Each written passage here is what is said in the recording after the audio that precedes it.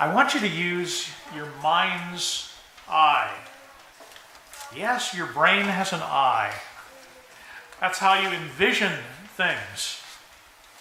And so we sometimes call it the mind's eye. And I want you to bring forth in your mind the crowds coming from all over Judea to the Jordan River. Can you see them? Thousands of people gathering to hear John preach, gathering to submit to this baptism that John performed at the Jordan, however much water he used. John was there, baptizing. The people were there, eagerly listening to John, some perhaps criticizing him, but many listening to him and submitting to this baptism of repentance. Can you see it? And then comes a solitary figure. It was Jesus from Nazareth, and he comes down amidst the crowds.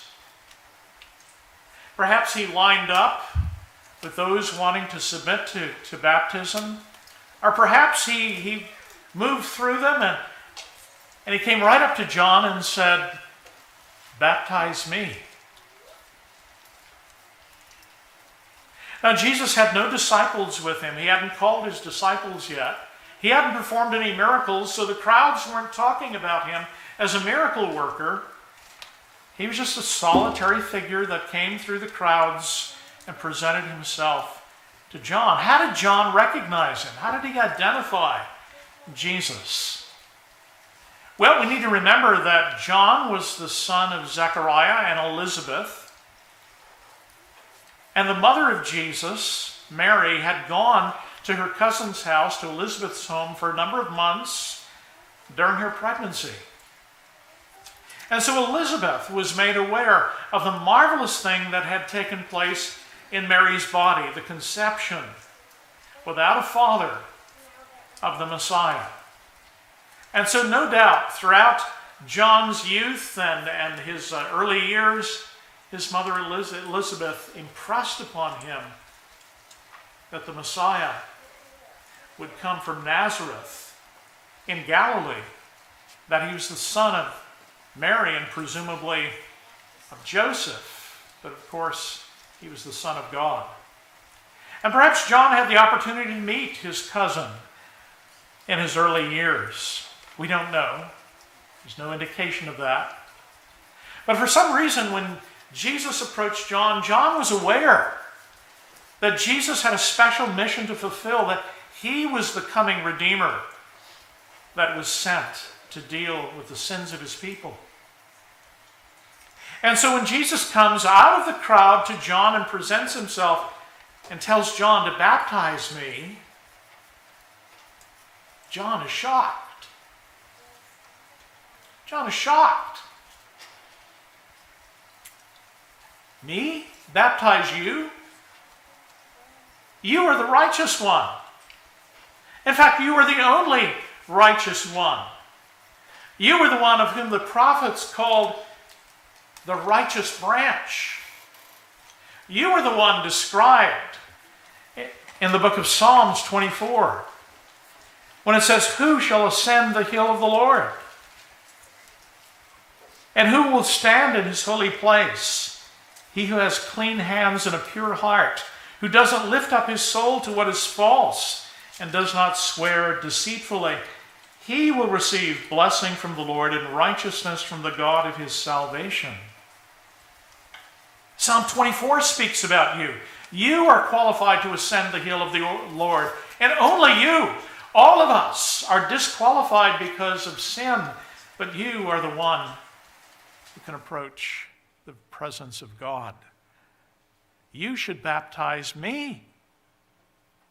I'm a sinner announcing to other sinners that God is merciful and pardons sins. But you are the one who secures the forgiveness of sins. How can I baptize you when you should baptize me? You are pure, holy, righteous, undefiled. This is inappropriate. And yet Jesus prevails. He prevails, and we're going to see his explanation for his own baptism. He prevails upon John, and John proceeds, and I believe he sprinkles water on Jesus. And I'll tell you why I believe that. I think there's a passage we're going to look at a little further on in the sermon.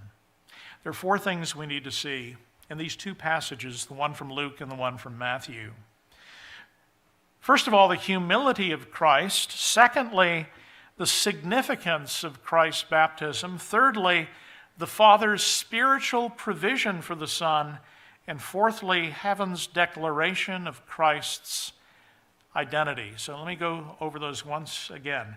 The humility of Christ, number 1. The significance of Christ's baptism, number 2. The Father's spiritual provision for the Son, verse number 3. And heaven's declaration of Christ's identity, number 4. The humility of Christ. Isn't it clear in this passage? This is the beginning of Jesus' public ministry, and the very first public action that the Lord does is to humble himself. He is the one without sin. He knows no sin, yet he will submit to the baptism of repentance.